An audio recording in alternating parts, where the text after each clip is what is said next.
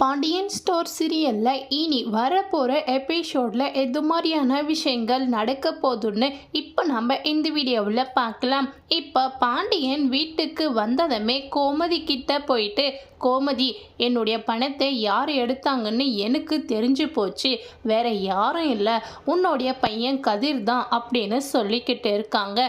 இதே கேட்டு கதிர் இருந்துட்டு, அப்பா, உங்களுடைய பணத்தை நான் எப்படியாச்சும் சரி பண்ணி கொடுத்துடலான்னு தான் பார்த்தேன், ஆனால் என்னால் அவ்வளோ பணத்தை ரெடி பண்ண முடியல அப்படின்னு சொல்லிக்கிட்டு இருக்காங்க.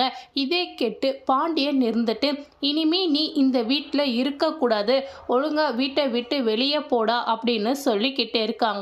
இப்போ கதிர் எதுவுமே பேசாம அமைதியாவே இருக்காங்க.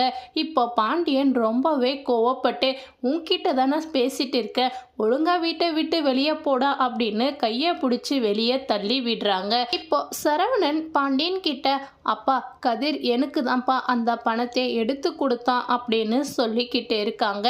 இதே கேட்டு பாண்டியன் இருந்துட்டு, டேய், என்னடா சொல்றீங்க அப்படின்னு கேட்டுட்டு இருக்காங்க. ஆமாப்பா, நானும் தங்கமயிலும் அனிமூன் போனோம் இல்லையா, அங்கே 5000 ரூபா புக் பண்ணோம், ஆனால் 5000 கிடையாதுப்பா, 26,000 அப்படின்னு சொல்லிக்கிட்டு இருக்காங்க. இதே கேட்டு பாண்டியன் ரொம்பவே ஷாக் ஆகுறாங்க.